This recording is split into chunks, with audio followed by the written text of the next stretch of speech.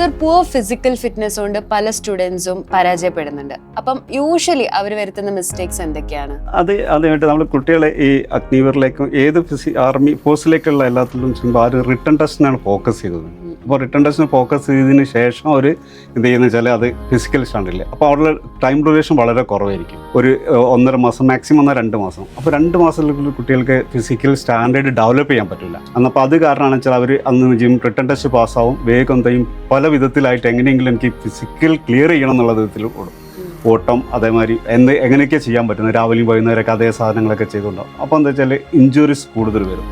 കാരണം അത് stamina, endurance, strength ഇതെല്ലാം എന്താണ് ഫോഴ്സിലേക്ക് വേണ്ടത്. അപ്പോൾ ആ കാര്യത്തിൽ എല്ലാത്തിനും കൂടി ഫോക്കസ് ചെയ്യുമ്പോൾ അവരാകെ ഒരു പാനിക്കാവും, പിന്നെ ഓവർ സ്ട്രെയിൻ ചെയ്യും. ആ സമയം മസിൽ ഫ്രാക്ചേഴ്സ് വരും. അപ്പോൾ ഫൈനൽ അവർ ചെയ്യാൻ നിർത്തുന്ന അവസരത്തിൽ അവർ 2-3 റൗണ്ടാവുന്ന ഫുള്ള് ഒന്നും ചെയ്യാൻ പറ്റാത്ത അവസ്ഥ, അല്ലെങ്കിൽ ഗ്രൗണ്ടിൽ വീഴുന്ന, ട്രാക്കിൽ വീഴുന്ന സിറ്റുവേഷനൊക്കെ വരും.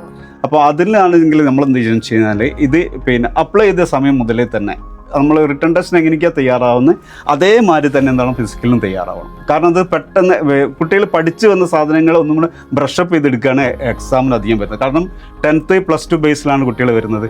അപ്പോൾ അവർക്കിത് ബ്രഷപ്പ് ചെയ്താൽ മതി. മറ്റേ കുട്ടികൾ എന്താണ് ഫിസിക്കൽ ആക്ടിവിറ്റീസ് വളരെ കുറവായിരിക്കും. സാധാരണ അന്ന് ഫുട്ബോൾ കളിക്കലോ അല്ല മറ്റേത് ഗെയിമിലോ അതിനൊരു വ്യത്യസ്തമായിട്ട് ഈ ഇതിലേക്ക് വരുമ്പോൾ എന്ന് വെച്ചാൽ നമുക്ക് എന്താണ് ട്രാക്ക് ഇവൻ്റ് മാതിരിയാണ് ചെയ്യാം. അത് പ്ലാൻഡ് ആയിട്ടുള്ളൊരു ഫിസിക്കൽ ചെയ്യാം.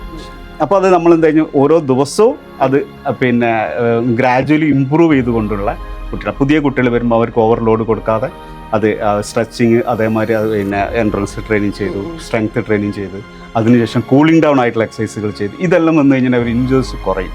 പിന്നെ അത് കൂടാതെ ഓവറായിട്ട് നമ്മൾ ചെയ്ത് കഴിഞ്ഞാൽ ഇത് ചെയ്താലും കുറച്ചൊക്കെ വരും, പക്ഷേ നമുക്ക് എന്താ അതിന് ഓവർകം ചെയ്യാൻ പറ്റും. അപ്പോൾ അതാണെന്ന് വെച്ചാൽ നമ്മളൊക്കെ പ്ലാൻ ചെയ്യുന്നൊരു സംഭവം എന്ന് വെച്ചാൽ ഇത് ആദ്യമേ തൊട്ടിട്ട് തുടങ്ങും ഇത് ഫിസിക്കല്.